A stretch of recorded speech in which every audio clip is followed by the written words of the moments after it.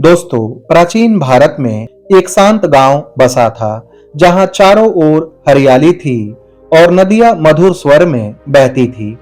उसी गांव के किनारे एक घना जंगल था जिसमें एक महान संत तपस्या करते थे। उनका नाम था भंते सुमेध। कहा जाता था कि भंते सुमेध इतने सिद्ध थे कि किसी भी व्यक्ति का मन पढ़ सकते थे। परंतु यह रहस्य कैसे संभव था? क्या यह कोई जादू था या गहन साधना का फल?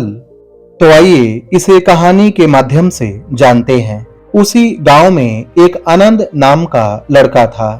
आनंद बचपन से ही जिज्ञासु था।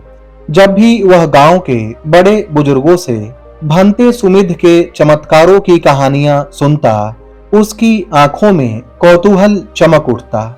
एक दिन वह अपनी माँ से बोला, माँ, क्या मैं भी भंते जी से मिल सकता हूँ? क्या वे सचमुच मेरे मन की बात जान सकते हैं? माँ ने ममता भरी मुस्कान से कहा, बेटा, भंते सुमेध कोई जादूगर नहीं, साधना के समुद्र हैं। जो निर्मल चित्त से जाता है, सत्य के साथ जाता है, वही उनके सानिध्य को पा सकता है। आनंद का मन ठान चुका था। अगले ही दिन वह तड़के उठकर दोनों हाथों में पुष्प और फलों की टोकरी लेकर अकेला जंगल की ओर बढ़ चला। सूर्य की पहली किरणों ने जब जंगल की हरियाली पर स्वर्ण आभा बिखेरी, आनंद भंते सुमेध की पर्ण कुटी तक पहुंच गया। वहां का दृश्य अत्यंत सुंदर था। उनका चेहरा शांत झील की तरह था और उनके चारों ओर मानो अदृश्य प्रकाश फैला था।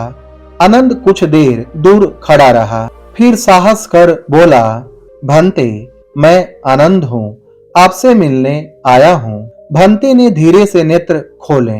उनकी दृष्टि गहन थी, लेकिन उनमें कोई गर्व नहीं, केवल वात्सल्य झलक रहा था। वे बोले, बेटा, तुम मुझसे क्या जानने आए हो? आनंद सकुचाते हुए बोला, भंते, मैं जानना चाहता हूँ आप कैसे बिना बोले लोगों के मन की बातें जान लेते हैं। भंते सुमेध मुस्कुराए और बोले, यह रहस्य जानने के लिए केवल शब्द नहीं, साधना की आवश्यकता है। क्या तुम तैयार हो? आनंद ने तुरंत सिर झुका दिया। हाँ भंते, मैं तैयार हूँ। भंते सुमेध ने आनंद को 3 बातें सिखाई। पहला, चित्त की स्थिरता। दूसरा, विपसना, अर्थात वस्तुओं को जैसा है वैसा देखना। तीसरा, करुणा और मैत्री। भंते बोले, मन को पढ़ने के लिए पहले अपने ही मन को पढ़ना सीखो। यदि स्वयं का चित्त दर्पण के सामने स्वच्छ न हो तो दूसरों के मन का प्रतिबिंब कैसे देख पाओगे? आनंद ने पहले दिन से ही साधना प्रारंभ की। सवेरे ध्यान, दोपहर में सेवा और रात्रि में स्व अध्याय। धीरे धीरे उसने सीखा कि कैसे विचार उत्पन्न होते हैं, कैसे वे भावनाओं का रूप लेते हैं और कैसे बिना शब्दों के भी ऊर्जा प्रसारित होती है। कुछ महीने बीत गए। अब भंते ने आनंद को प्रथम परीक्षा के लिए तैयार किया। भंते ने 3 अन्य शिष्य भी बुलाए और कहा, मैंने तुम सबके सामने एक रहस्य छिपाया है। जो बिना प्रश्न पूछे केवल ध्यान से उसे जान लेगा, वही आगे बढ़ेगा। आनंद ने नेत्र बंद कर लिए। उसने किसी भी शब्द, शकल या संकेत पर ध्यान नहीं दिया। वह केवल चित्त के स्तर पर उतर गया। कुछ ही समय में उसे लगा भंते के समीप एक कमल पुष्प छिपा है जो प्रेम और करुणा का प्रतीक है। आंखें खोलकर आनंद ने सिर झुकाया और कहा, भंते, आपका रहस्य है करुणा रूपी कमल। भंते सुमेध के चेहरे पर मंद मुस्कान फैल गई। उन्होंने कहा, तुमने सही देखा आनंद। अब साधना और कठिन हो गई। भंते ने आनंद को सिखाया कि विचार आते हैं और चले जाते हैं, भावनाएं उठती हैं और लुप्त हो जाती हैं। शरीर, मन और संसार सब परिवर्तनशील है।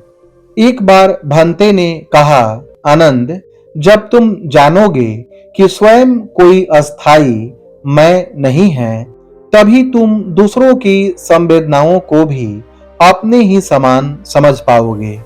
तब पढ़ना नहीं पड़ेगा, मन स्वयं उजागर हो जाएगा। यह गहरी बात थी। आनंद ने वर्षों तक इस पर ध्यान किया। अब आनंद लगभग 18 वर्ष का हो चुका था। भंते सुमेध वृद्ध हो चले थे। उन्होंने एक दिन आनंद को बुलाया और कहा, अब समय आ गया है। इस गांव में एक स्त्री है, संध्या। उसके मन में पीड़ा है। बिना उससे कुछ पूछे उसकी पीड़ा को जानो और उसका उपचार करो। आनंद गांव पहुंचा। संध्या अत्यंत दुखी दिख रही थी। आनंद ने उसके मन में उतरने का प्रयास किया।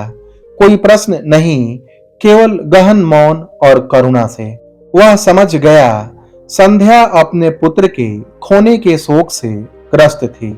उसने न तो तर्क किया न समझाया, वह केवल मौन रहा। धीरे धीरे संध्या का दर्द हल्का हो गया। वह स्वयं बोलने लगी और अपना बोझ हल्का कर पाई।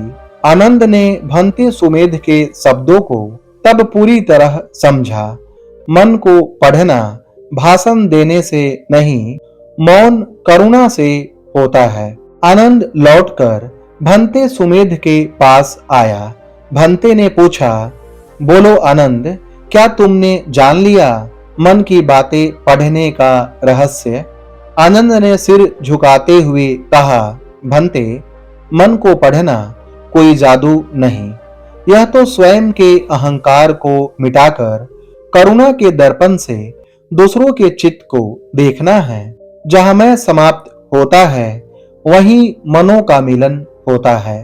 भंते सुमेध ने आनंद को आशीर्वाद दिया और कहा, वत्स, अब तुम सिद्ध हो गए। अब यह ज्ञान केवल तुम्हारा नहीं, सभी प्राणियों की सेवा का माध्यम बनो।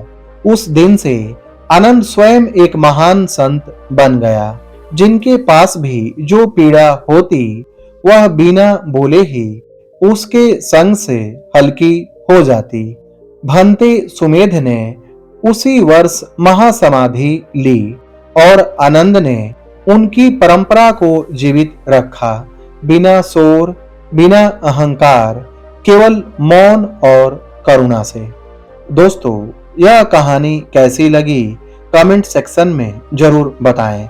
वीडियो पसंद आई हो तो इसे लाइक करें, शेयर करें और चैनल को सब्सक्राइब करें। धन्यवाद।